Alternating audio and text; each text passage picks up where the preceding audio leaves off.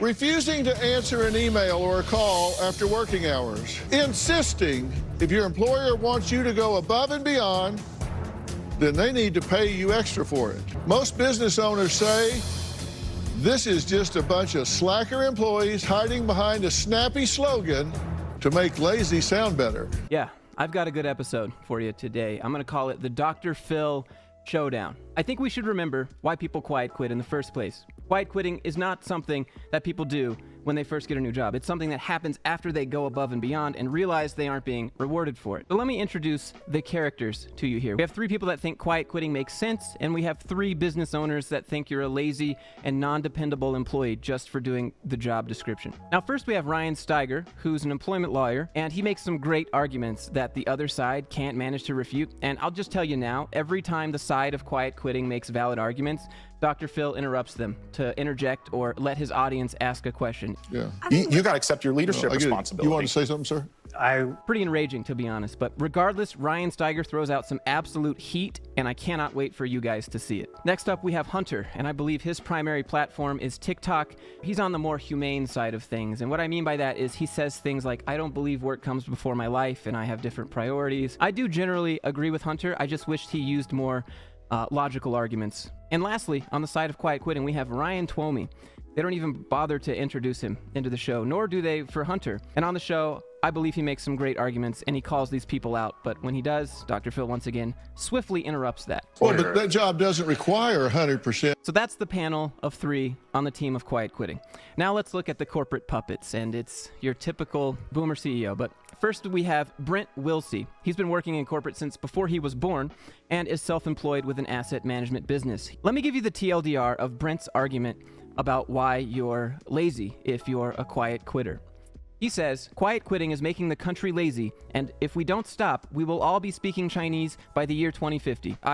It's amazing they brought him on TV and gave him airtime. Next up, we have a man named Chase Wilsey, who was introduced on the show with his little lower thirds as business executive. Now, I did some research, and if you couldn't already guess, it appears that Chase is Brent's son and is the vice president of Brent Wilsey's asset management business. Surprise, surprise. And he's here to talk about how quiet quitters have no place in the workforce. Well, neither do 20-year-old vice presidents promoted by daddy, but this is the absolute peak example of nepotism. Finally, we have Amy Scruggs, who was a TV host and has a media business helping other people get into the media business. All right, let's jump into the first part of the interview here. Also joining us is Brent Wilsey, president of Wilsey Asset Management, who has 43 years of experience working with businesses and corporations. He says quiet quitting is the epitome of lazy. They're lazy. They are. And again, this is a nice way to say you're lazy. Oh, quiet quitting. It's like he's never read what it is. He's just never informed himself on the topic. But get ready for the insane rant about China. This does not work for our country. We are becoming very lazy, very soft. There's a lot of countries around the world that hate the United States. By 2050, China says they are the world power. If we're going to be lazy here and not work hard and produce as a country and work together as a team, you better learn Chinese, because in 30-some years, you're going to be speaking Chinese, I believe. Once again, I am astonished that they gave this man airtime, but it's okay. Ryan Steiger steps in for a little heat. Because in 30-some years, you're going to be speaking Chinese, I believe. I think Mandarin is the national language there.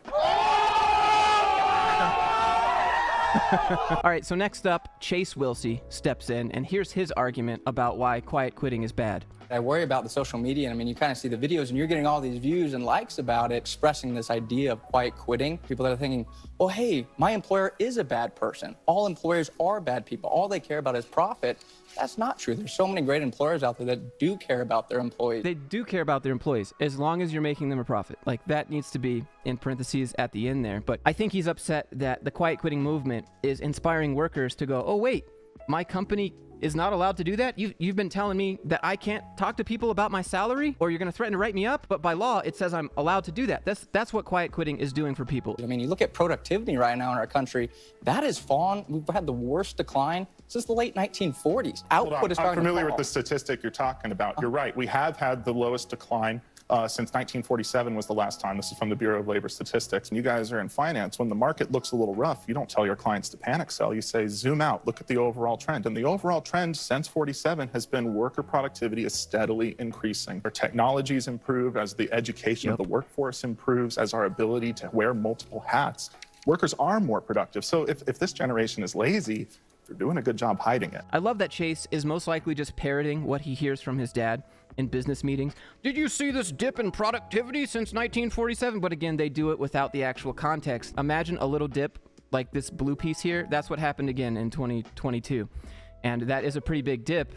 But like the overall trend is up, and look at real compensation per hour compared to real output per hour. Like, do you want to talk about that too? How do you get ahead if you're a quiet quitter? Well, you can get ahead as a quiet quitter. One of the logical fallacies we make is we assume that if you're not putting in extra hours all the time and going the extra mile, you're never going to get promoted.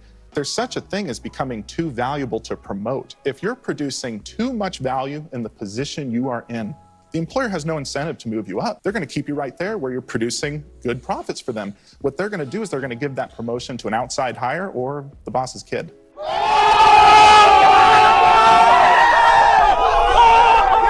I would also add that you can become successful at your job. You can get ahead just by making yourself known more. You don't have to work the hardest. You don't have to work the longest. You just have to be the most noticed. But besides that, you can come in within your regular hours and put in fantastic work. People want you to believe this, but I'm sure there are a lot of people out there who got promoted probably by doing the bare minimum even. In my opinion, I believe quiet quitting is a protest for workers' right. My job description is 9 to 5, and I'm supposed to do A, B, and C.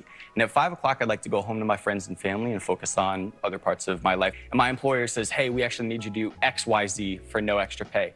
I'm going to resist that because I don't find that work is the most important thing in my life, nor do I think it should be the most important in anybody's life. I think the better answer here, honestly, Hunter, would have been if you want something more, then you have to pay for that. Like if a contractor comes to your house, they're not going to go above and beyond and start fixing all these extra things in your house unless you pay them to, because business is transactional. Then you have to give them an answer like they're going to give you when you're in their office. You can't talk about your feelings. They don't care about that. They care about profit. So you say, it's a transactional relationship. You want more, you pay more. It's simple. So then they cut to a commercial and then they cut back. Days of the early bird getting the worm, maybe that's an outdated view. I don't know, unless you're getting paid to get up that early and eat that worm. Man, they're really trying to just use anything they can. Dr. Phil, that phrase is usually meant for like waiting in line. And then after that, he frames quiet quitting completely incorrect. Some feel this is part of a new wave of slacker employees who place personal life flexibility over hard work. They place personal life and flexibility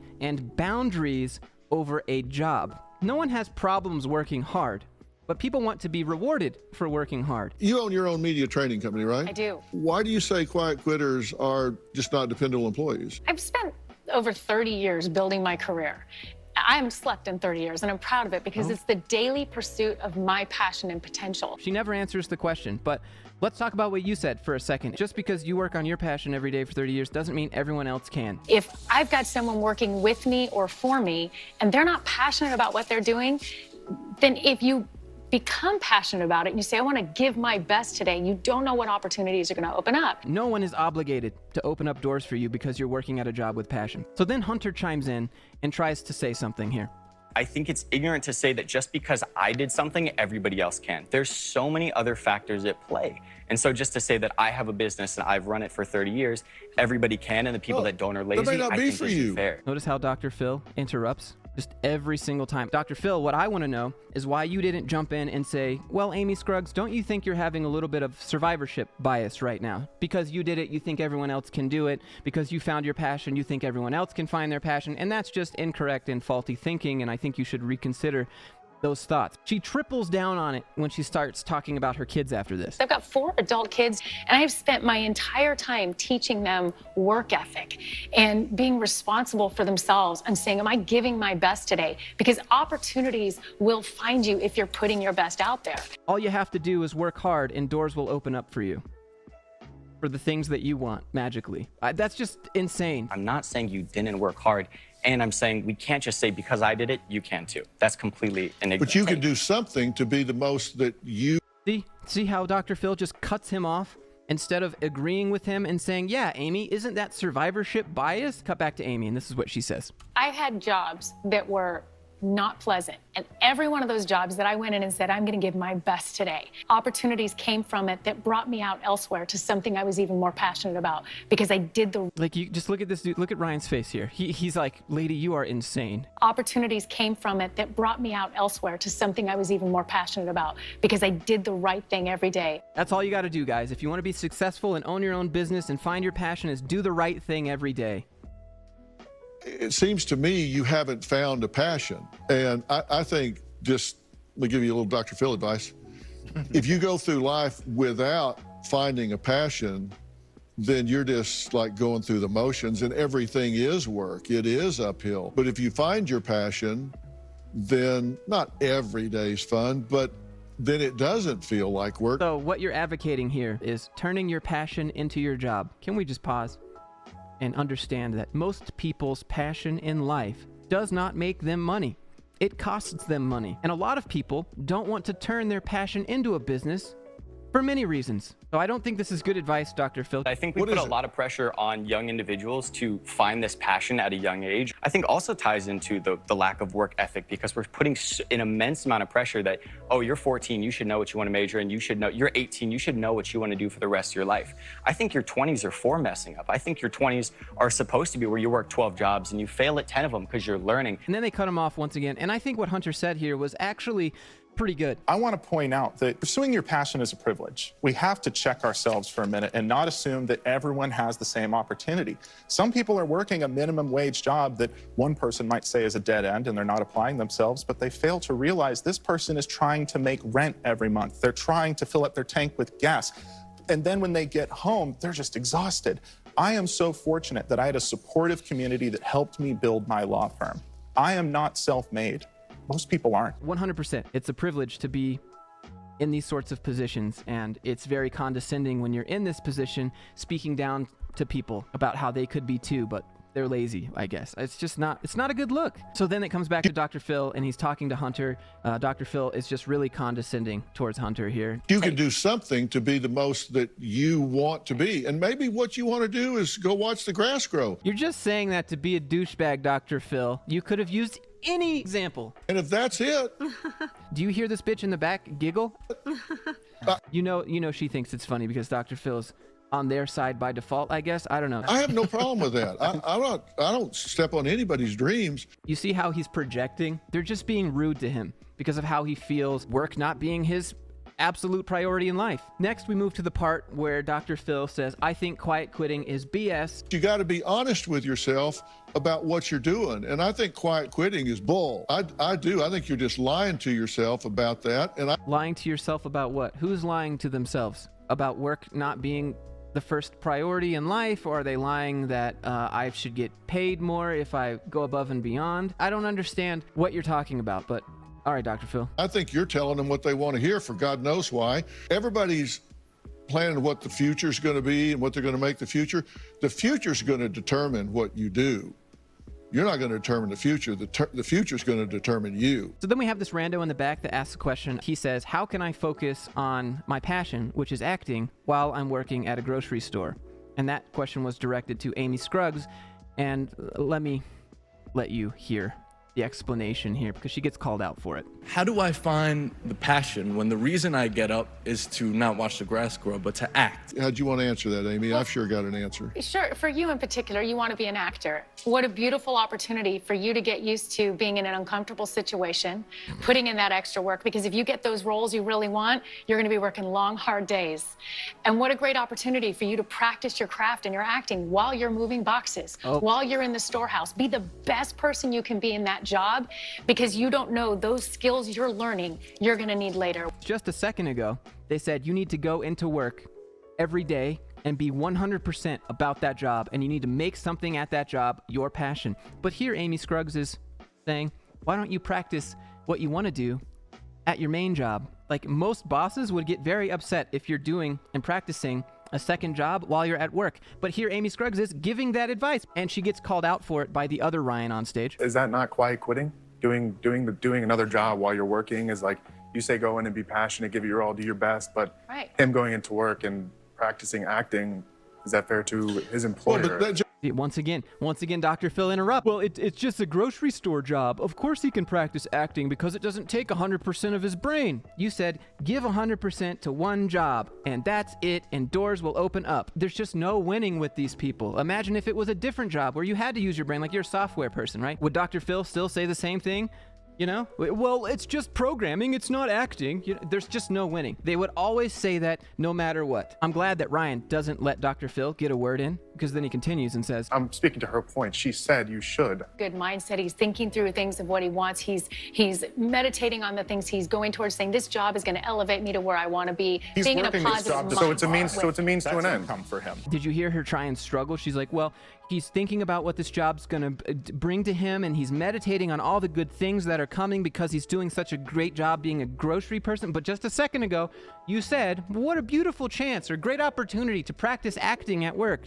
And now you're backtracking. It's essentially a means to an end. When you get those jobs, I'm going to go into my work. I'm going to do exactly what I'm required to do, and then I'm going to put my true hard-working effort into what I'm passionate about. you took remote working to a whole. And once again, Dr. Phil interrupts and goes, you took remote working to a whole new level. And then they start talking about how he worked a full-time job at an office, and then COVID, and then he made a van, and then he does YouTube. So then we jump back to Brent, and he tries to backtrack as well. You're working hard, it sounds like, but you're promoting not working hard. Have you listened to anything that anyone has said, Brent? Nope. That's not what we're promoting at all. You've that's completely what missed I saw. that. Listen, what we're saying and what you're hearing are two different things. You called us lazy. We're I saying didn't we're call not you lazy. I said there's lazy people out there. Let me show you exactly what Brent said. They're lazy. They are. And again, this is a nice way to say you're lazy. They don't sound like quiet quitters to me. They do not sound Do like you quiet see the quitters. people I talk to? It's like you're saying one thing, but you're doing something else. You're telling everybody else, be quiet, don't work too hard, don't push too hard. How can you guys promote this to other people? You're making them like, oh, I'll just be lazy because these guys say it's okay. No, I think you're wrong, and here's why. We're telling people to put effort in a place where it produces a valuable return. We're not saying slack off and undermine your boss. We're saying, listen, your employer isn't upset that you're not working hard. They're upset that you're not working hard for them and making money for them. Now, do your job. Do what is expected of you, but conserve your best efforts for something that actually pushes you Why forward. is it either or? And then Dr. Phil jumps in again. It's like you don't want to let these people land. I am an employer. I have employees too. I expect my employees to meet my standard, and my standard is pretty rigorous. That's on us. We're the ones who hire them and make the job description. If you're not happy with an employee doing the job you told them to do the way you told them to do it, if you're saying that's quiet quitting, that's not good enough. Yeah. You got to accept your leadership I get it. responsibility. You want to say something, sir? But once again, Dr. Phil interrupts Ryan as he's making a great point and goes, oh, audience in the back, audience member has a question? So that's pretty much all of the conversation they have going back and forth. None of the questions were answered, like why are quiet quitting employees not dependable? And Dr. Phil chimes in at the very end with his therapeutic, let's wrap it all up so we can move on to the sponsored segment of the show. You got to decide what your definition of success is. And it's different for everybody. For them, maybe it's creating a company and building generational wealth. If that's their definition of success, then know what it is and pursue it with passion. That's literally how he wraps up the show. You find your definition of success and pursue it with passion. And the last 8 minutes of the show are him pretending to bring quiet quitters on by framing it that way, and then it's just an ad for a show that comes on late night television. It's pretty sad. But yeah, that is the Dr. Phil Quiet Quitting Showdown. Amy Scruggs, Brent Wilsey, Chase Wilsey. I mean, quite the characters on there. Ryan Steiger, though, I have to say, I believe you're an MVP in this scenario, and if you're willing, I'd love to have you on my channel. I'll reach out to you. By the way, he does have a TikTok and an Instagram that you can go follow, so I guess I'll link that stuff below. Hunter also has one, and then Ryan, he also has a YouTube where he's just like vlogs of his van life. They're pretty cool. And then Hunter, I believe he's just on TikTok making videos. But yeah, that's it for today's video. If you enjoy me calling out corporate, do me a favor, click like, click subscribe. Let me know what you think down in the comments below. And if you have any content like this you'd like me to roast, go ahead and send it to me. You can email it to me, grindreel@gmail.com. Email is down in the description. I have Instagram, Discord, however you want to send it to me. All right, guys, I hope you have a great day, and I'll see you in the next one.